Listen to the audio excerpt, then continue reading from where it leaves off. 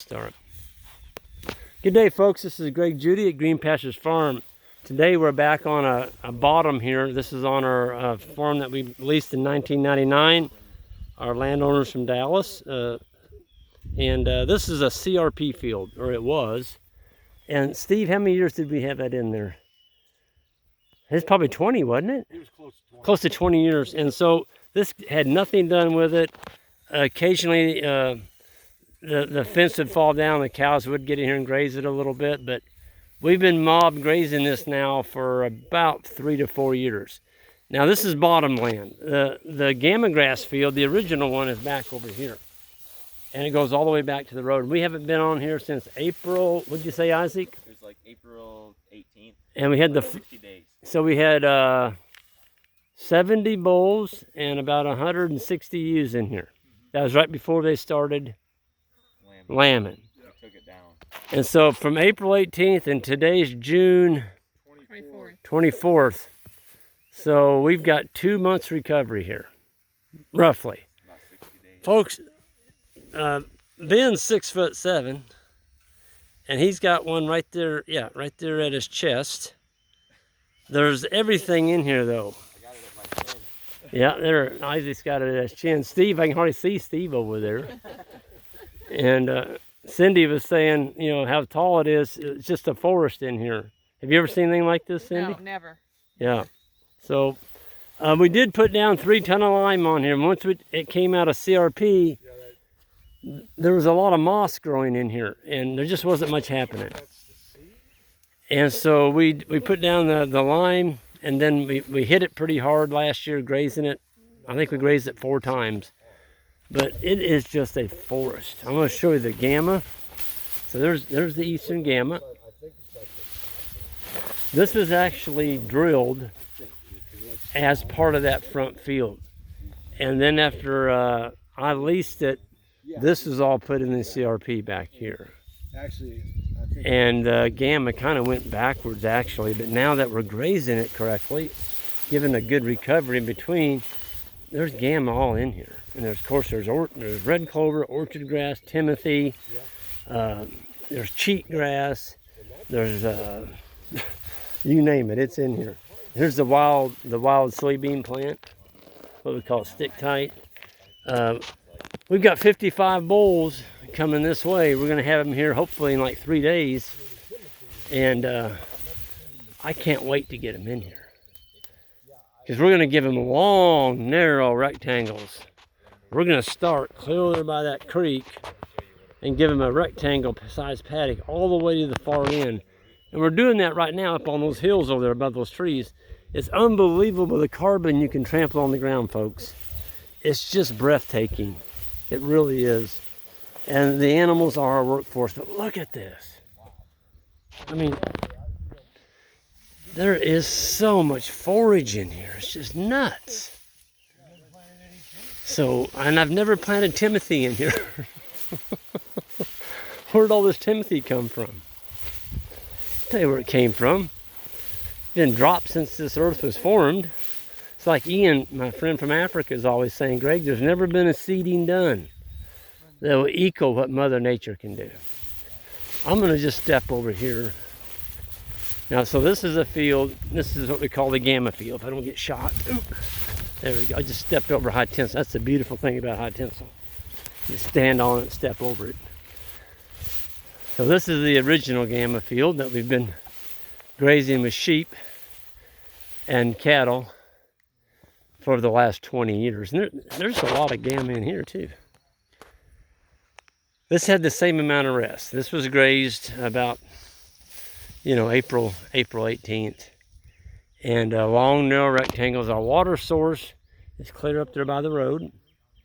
And we run them all the way back. The only shade in this paddock is these 3 trees back here. Actually, there's 4. 5. There's one behind me. And we've got a few around the edges now that are starting to grow. But we work at the water and we just start strip grazing all the way across, giving them access back to that water, and they can get some shade back here. We're actually looking right now at a movable shade mobile. Hope to have that out here fairly soon. It's a prototype. I'm gonna see if I can bust it first. It's gonna be running with the cattle, and it's gonna be pulled behind an ATV. And yeah, so we'll be able to concentrate the fertility where you want it with the shade mobile, just pulling it around.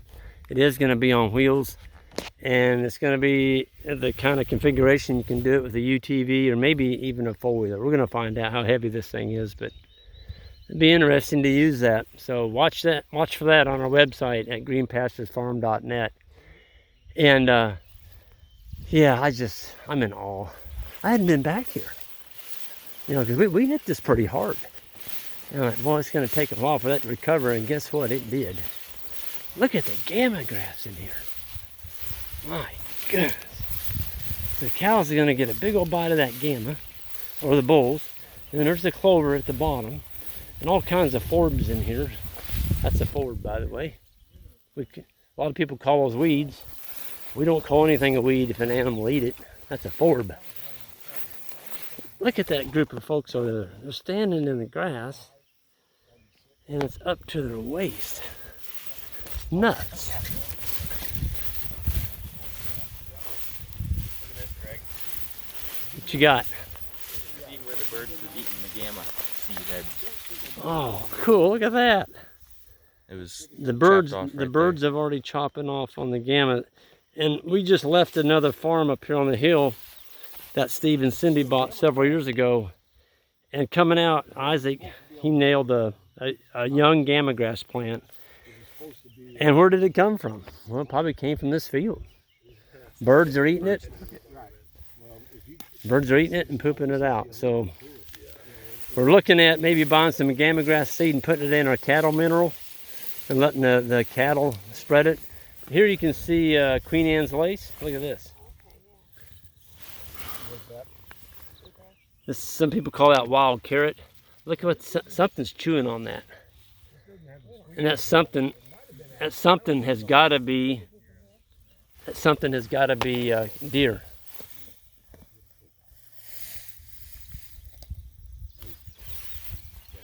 It's just unbelievable. So by making long, narrow rectangles, we're going to do this. That's just what a person did walking in here. They're trampling all this carbon on the land. And if you can get the carbon trampled on the land, this is the result. My gosh, I can hardly walk through here. But these are gamma grass seed heads. Look at that.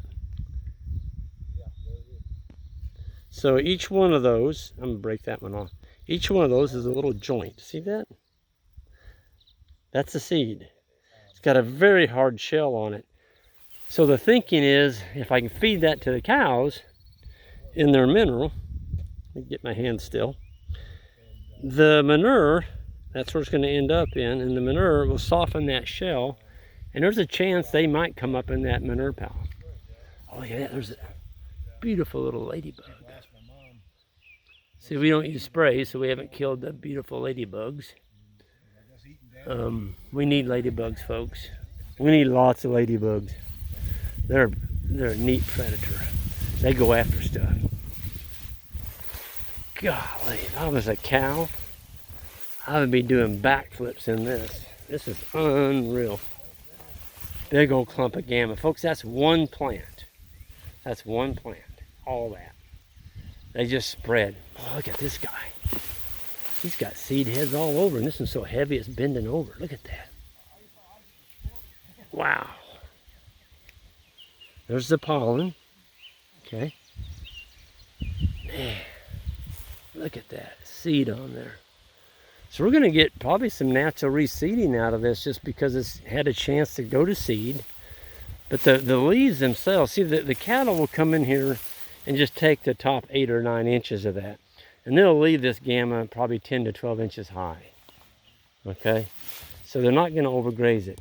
If you leave animals on gamma, they will absolutely kill it. They'll graze it right into the dirt. They call it the ice cream grass of grasses. We're talking diversity here, folks. That's what's cool about this. We want diversity. We don't want just all solid eastern gamma grass. Look at the diversity in here. There's even some Chinese, or the hop clover, the Japanese clover down in there, the yellow stuff. The wild soybean plant, the stick tight. Beautiful, beautiful, beautiful clover plants. None of this was seeded except for the gamma. The gamma was drilled in here in oh gosh, Steve and them bought this, I'm gonna say 97. No, it's before, yeah, 96, 97, somewhere in there. And I put my gamma in the same year they did. That's where I met Steve's dad. Was at an Eastern Gamma Grass rally of all things.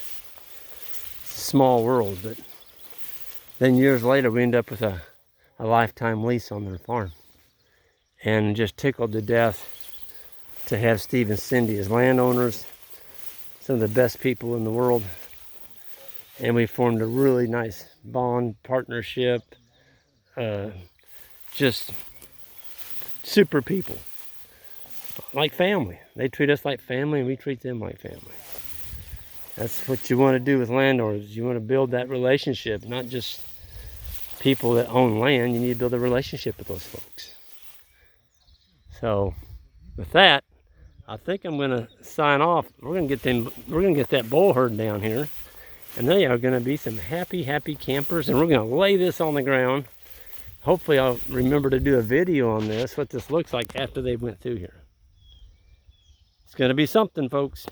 Anyway, I wanted to thank everyone on our heifers. I put those on there, I guess it was Saturday? I don't know, Sunday maybe. Anyway, for everybody that called, thank you. We sold those. And I do have a few more. I have another group coming on. I'll probably be making a post about that on our website. They're going to be about the same thing. And we're not going to have that many numbers. We're looking at a few more numbers than that. But if you're interested, greenpasturesfarm.net.